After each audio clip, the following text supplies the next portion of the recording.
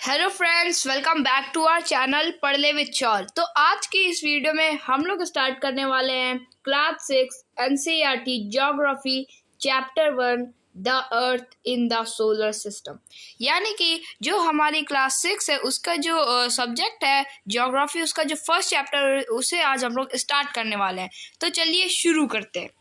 How wonderful it is to watch the sky after sunset. यानी कि कितना अच्छा होता है कि जब स्काई को हम लोग देखें जब सनसेट हो जाता है। One would first notice one or two bright dots shining in the sky. Soon you would see the number increasing.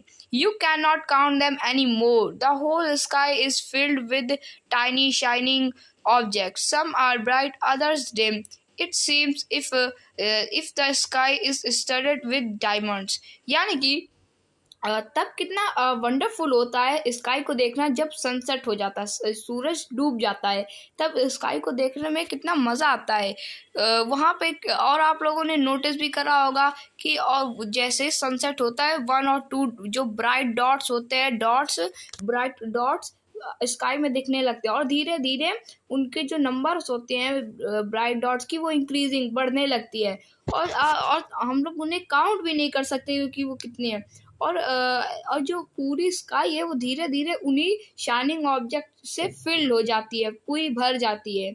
और कुछ जो उसमें स्मॉल डॉट्स होते हैं, ब्राइट डॉट्स, वो तो काफ़ी ब्राइट होते हैं और कुछ डिम होते हैं, धीरे धीरे थोड़ा थोड़ा ब्राइट होते हैं। और ये ऐसा दिखाई देता है जैसे कि जो स्काई है वो डायमंड से स्टडेड है, डायमंड में उसके ऊपर जड़े हुए हैं, यानी स्काई में डायमंड्स लगे हुए हैं। They all appear to be twinkling, but if you look at them carefully, you will notice that some of them do not twinkling as others do. They simply glow without any flicker, just as the moon shines. यानी कि जब आप लोग उन्हें देखेंगे तो वो आप लोग को ट्विंकलिंग करते दिखाई देंगे, चमकते हुए दिखाई देंगे। लेकिन आप अगर केयरफुली देखेंगे तो आप लोग नोटिस करेंगे कि कुछ तो ट्विंकलिंग कर रहे हैं लेकिन कुछ ट्विंकलिंग चमक नहीं रहे, वो ऐसे ग्लो कर रहे हैं जैसे कि जो मून होता है, जैसे मून की शाइन आती है वैसी वो ग्लो कर रहे हैं, वो एकदम ट्विंकलिंग नहीं कर रहे हैं। Along with these bright objects, you may also see the moon on most of the days. It may, however, appear at different times in different shape and at different position. You can see the full moon only once in about a month's time. It is full moon night or Purnima. A fortnight later, you cannot see it at all. It is a new moon night or Amavasya. On this day, you can watch the night sky best provide it is a clear night. यानी कि फिर आप लोग इन्हीं object के साथ देखोगे moon को भी कुछ आप लोग ऐसा देखेंगे जो मून है वो डिफरेंट टाइम्स, मतलब कि अलग अलग समय में अलग अलग शेप ले लेते हैं। जैसे कि आज उसका इस तरह का, आज जैसे आज एकदम पतला है, कल उससे थोड़ा मोटा हो जाएगा, परसों उससे मोटा हो जाएगा, परसों के बाद नरसों उससे ज़्यादा मोटा हो जाएगा, मतलब कि चौड़ा होते जाता है। और फिर जब फुल मून आता है तो जब पूरा मून बन जाता है तो उसे हम लोग फुल मून नाइट कहते हैं और पूर्णिमा भी कहते हैं। पूर्णिमा के दिन जो चांद होता है वो पूरा होता है और उसके अगले ही रात को फिर जो फुल मून है वो नहीं दिखाई देता, वहाँ पे चांद ही नहीं दिखाई देता। फिर उसके अगले दिन जब चांद नहीं दिखाई देता तो उसे न्यू मून नाइट कहते हैं, यानी नया चांद, न्यू मून नाइट, और उसको अमावस्या भी कहते हैं। और आप लोग उस दिन ये भी देखेंगे जो रात है, जो नाइट होती है वो काफ़ी मतलब कि वो क्लियर नाइट होती है। Do you wonder why cannot we see the moon and all those bright tiny objects during daytime? It is because the very bright light of the sun does not allow us to see all these bright objects of the night sky. यानी कि फिर आप लोगों ने ये भी सोचा होगा, आप लोगों ने देखा होगा कि जो मून और जो ब्राइट टाइनी ऑब्जेक्ट्स होते हैं तो वो सब रात को तो बहुत अच्छे से दिखते हैं, लेकिन सुबह सुबह वो नहीं दिखाई देते। वो इसलिए नहीं दिखाई देते क्योंकि जो सन है उसकी जो ब्राइट लाइट है, यानी सन की जो लाइट है कितनी तेज होती है, बहुत तेज होती है सन की लाइट, इसलिए इतनी ब्राइट होती है, इसलिए मून और जो टाइनी ऑब्जेक्ट्स होते हैं, शाइनिंग ऑब्जेक्ट्स, वो भी नहीं दिखाई देते दिन को। The sun, the moon and all those objects shining in the night sky are called celestial bodies. यानी कि जो सन है, सूरज है, जो मून है, चंद्रमा है, और जितने भी शाइनिंग ऑब्जेक्ट्स, शाइनिंग ऑब्जेक्ट्स कौन कौन से? स्टार्स, रात को चमकते हैं ना, तो ये सारे जितने भी शाइनिंग ऑब्जेक्ट्स हैं, ये सब क्या कहलाते हैं? सेलेस्टियल बॉडीज कहलाते हैं। यानी जैसी भी बॉडीज जो कि स्पेस में है, वो सारी बॉडीज कौन सी है? सेलेस्टियल बॉडीज हैं। Some celestial bodies are very big and hot. They are made up of gases. They have their own heat and light, which they emit in a large amount. These celestial bodies are called stars. The sun is a star. यानी कि जो जो celestial bodies होती हैं, कुछ celestial bodies काफ़ी बड़ी होती हैं और कुछ सेलेस्टियल बॉडी काफ़ी बड़ी होती हैं और काफ़ी गर्म भी होती हैं। और ये जो सेलेस्टियल बॉडीज होती हैं गैसेस की बनी होती हैं। और जैसे कोई भी सेलेस्टियल बॉडी है, अगर उसकी ओन हीट, उसकी खुद की हीट है और उसकी खुद की लाइट है, ये बहुत इम्पोर्टेंट पॉइंट है, इसको आप लोग अच्छे से याद करना। ऐसी भी कोई भी सेलेस्टियल बॉडी जिसकी उसकी खुद की हीट है और खुद की लाइट है, और which they emit in large amount, और उसके पास ये सब लार्ज अमाउंट पे है, वो सारी सेलेस्टियल बॉडीज क्या कहलाती है? स्टार कहलाती है। तो जो आसमान में हर शाइनिंग चीज स्टार नहीं होती। स्टार वो होती है, वो सेलेस्टियल बॉडी स्टार होती है जिसकी ओन हीट हो और ओन लाइट हो, यानी खुद की हीट और खुद की लाइट हो। Countless twinkling stars in the night sky are similar to the sun, but we don't not feel their heat or light, and they look so tiny because they are very very far from us. यानी कि जो countless twinkling star होते हैं, यानी जो अनगिनत सितारे, stars होते हैं, तारे होते हैं, उन सबको हम लोग गिन तो नहीं पाते, लेकिन वो सब सिमिलर होते हैं किसके? सन के, यानी वो सन के जैसे ही होते हैं। पर हम लोग उनकी जो हीट होती है, देखो स्टार्स, हम लोग स्टार उन्हें कह सकते हैं जिनकी ओन हीट हो, यानी जिनकी खुद की हीट हो और खुद की लाइट हो। लेकिन जो स्टार्स होते हैं, हम लोग उनकी तो हीट और उनकी लाइट तो फील नहीं कर सकते, फील नहीं होती।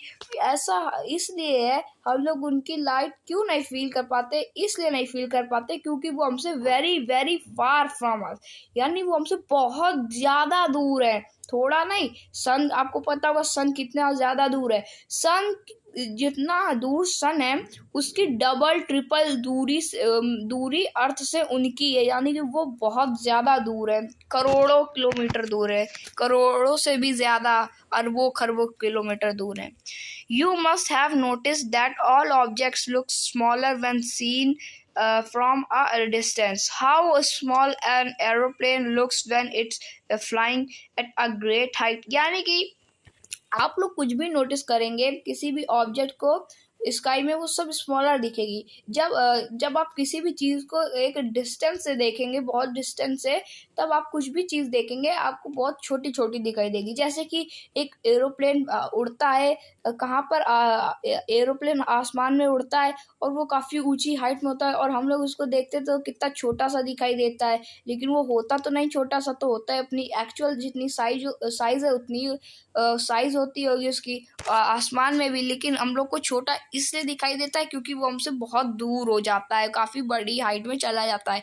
इसलिए हम लोग किसी भी चीज़ को दूर से देखें तो वो काफ़ी छोटी दिखाई देती है। जैसे कि अभी हम लोग यहाँ से देखते हैं स्टार्स को, स्टार्स हम लोग को कितने छोटे छोटे दिखते हैं, हम लोग को लगता है अपनी मुट्ठी में हम लोग 10-12 स्टार्स को ऐसे पकड़ सकते हैं। लेकिन अगर वही स्टार्स हमारे पास आ गए, हमारे से मतलब कि सन जितनी दूरी में भाई आ गए। तो वो पता है सन से भी बड़े स्टार्स हैं, मतलब कि जो सन है वो भी एक स्टार है, क्योंकि उसके ओन हीट और ओन लाइट है। लेकिन अगर उन स्टार्स को भी, कुछ स्टार्स ऐसे भी हैं जो सन से भी बहुत बड़े स्टार्स है, सन उनके सामने बच्चा लगेगा।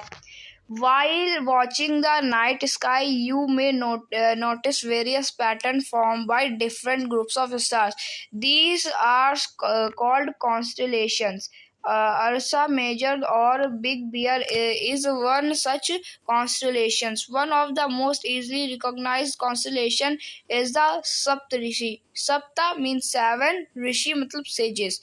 यानी कि आप लोगों ने रात को देखा होगा और नोटिस करा होगा कि जो स्काई है उसमें जो ये सी मतलब कि जो स्टार्स होते हैं, ये सब काफ़ी अलग अलग पैटर्न्स बनाते हैं। ये जो पैटर्न्स होते हैं इन्हीं को हम लोग कॉन्स्टिलेशंस कहते हैं, यानी कि various group of star, these are called constellation. ऐसे मतलब कि ऐसे स्टार्स जो कि कोई पैटर्न बना रहे हैं, उन स्टार्स के ग्रुप को हम लोग क्या कहते हैं, कॉन्स्टेलेशंस कहते हैं, कॉन्स्टेलेशंस। ठीक है, जैसा कि एक है अर्सा मेजर, यानी कि अर्सा मेजर भी एक पैटर्न है, और एक है बिग बियर, यानी बिग बियर जैसा भी एक पैटर्न है जो कि स्टार फॉर्म करते हैं, ये भी कॉन्स्टेलेशन है। और एक बहुत ही इजी रिकॉग्नाइजेबल है, मतलब कि रिकॉग्नाइजेबल मतलब कि आसानी से पता चल जाने वाला, वो है सप्तऋषि। सप्तऋषि सप्त मतलब कि सेवन, और ऋषि मतलब कि सेजेस। सेजेस देखिए, सप्त मतलब कि सेवन, यानी सप्त मतलब कि सेवन, सेवन स्टार्स, यानी सेवन स्टार्स का ग्रुप है। और ऋषि मतलब सेजेस, सात ऋषियों का मतलब कि सप्त ऋषि, सात ऋषियों यानी सात स्टार्स का एक ग्रुप है, उसको हम लोग कहते हैं सप्त ऋषि। ये भी एक पैटर्न बनाता है। It is a group of seven star that form a part of Ursa Major constellations. Ask someone elder in your family और neighbourhood to show you more stars, planets and constellation in the sky. यानी कि ये जो सप्तऋषि है, ये seven stars का group है, और ये अर्सा मेजर कॉन्स्टिलेशन फॉर्म करता है, यानी अर्सा मेजर कॉन्स्टिलेशन है उसको ये फॉर्म करता है। यानी कि एक पैटर्न है अर्सा मेजर, उसको ये सप्तऋषि फॉर्म करते हैं। और इन स्टार्स को देखिए, कंफ्यूज मत होइएगा, जो देखिए सप्तऋषि मतलब स्टार्स हैं, सप्तऋषि स्टार्स का नाम है। और ये जो अर्सा मेजर है, ये सप्तऋषि जो शेप फॉर्म करते हैं, जो पैटर्न फॉर्म करते हैं, उन्हें कहते हैं।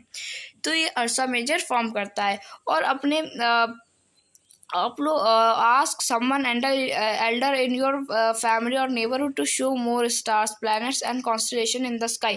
और आप लोग अपने एल्डर्स जो घर में बड़े हैं, या अपने पड़ोसियों से भी आप कह सकते कि वो शो करे, और स्टार्स को, प्लैनेट्स को, कॉन्स्टलेशंस को, जो कि स्काई में वो आपको दिखाएंगे।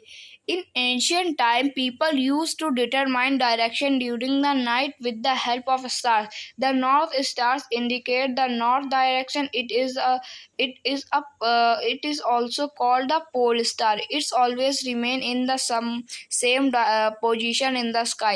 We can locate the position of the pole star with the help of the Saptarishi. Look at figure 1.1. You will notice that if an imaginary line is drawn joining the pointer stars and extended further, it will point to be the pole star. यानी कि ancient time में जो peoples थे, वो जो इन stars की मदद से डायरेक्शन का पता लगाते थे। जैसे कि जो एक नॉर्थ का स्टार है, वो नॉर्थ डायरेक्शन इंडिकेट करता था, और नॉर्थ के स्टार को पोल स्टार भी कहते हैं। जैसे कि सप्तऋषि है, सप्तऋषि का ये देखिए यहाँ पे ये नॉर्थ स्टार है, इस नॉर्थ स्टार को पोल स्टार भी कहते हैं, पोल स्टार भी कहते हैं इस नॉर्थ स्टार को। यानी ये देखिए, ये जो इमेजिनरी लाइन खींची गई है, ये नॉर्थ स्टार तक जा रही है। नॉर्थ स्टार को हम लोग पोल स्टार भी कहते हैं। और पोल स्टार भी दो टाइप के होते हैं, साउथ पोल और नॉर्थ पोल। तो ये जो और इन्हें हम लोग पोल स्टार भी कहते हैं। और ये हमेशा एक ही पोजीशन में रहते हैं स्काई में, जिससे कि हम लोग को पता चल सकता है कि जो पोल स्टार की लोकेशन कहाँ पर है। मतलब कि जैसे नॉर्थ पोल यहाँ पर है तो नॉर्थ डायरेक्शन यहाँ पर होगी, साउथ पोल यहाँ पर है तो साउथ डायरेक्शन यहाँ पर होगी। तो इससे बहुत हेल्प होती थी पहले के लोगों को डायरेक्शन डिटरमाइन करने में। और आप लोग ये नोटिस भी कर रहे होंगे फिगर 1.1 में, ये फिगर 1.1 में इसमें एक इमेजिनरी लाइन खींची गई है कि जो फर्दर मतलब कि जो कि पोल स्टार है वहाँ तक जा रही है। यानी कि ये जो लाइन यहाँ तक जा रही है ये वाला, ये है एक नॉर्थ स्टार, इसको हम लोग पोल स्टार भी कहते हैं। Some celestial bodies do not have their own heat and light. They are lit by the light of the stars. Such bodies are called planets. The word planets comes from the Greek words planetia, which means wonders. The earth on which we live is a planet. It gets all its heat and light from the sun, which is our nearest star. If we look at the earth from a great distance, say the moon, it will appear to be shining just as the moon। यानी कि जो कुछ celestial bodies होती हैं जिनकी heat नहीं होती और लाइट नहीं होती, देखिए वो सेलेस्टियल बॉडी जिनकी हीट और लाइट होती है उन्हें हम लोग स्टार्स कहते हैं। लेकिन उन सेलेस्टियल बॉडीज जिनके पास ना ही हीट होती है और ना ही लाइट होती है उन्हें हम लोग क्या कहते हैं? तो उन सेलेस्टियल बॉडीज को जिनके पास हीट नहीं होती है, लाइट नहीं होती है, उनको हम लोग प्लैनेट्स कहते हैं, प्लैनेट। और प्लैनेट्स जो वर्ड है ये एक ग्रीक वर्ड है जो कि इसका नाम था पहले प्लेनेटिया, और प्लेनेटिया का मतलब होता है वंडर्स। वंडर मतलब अजूबे, तो वंडर्स मतलब होता है, ठीक है।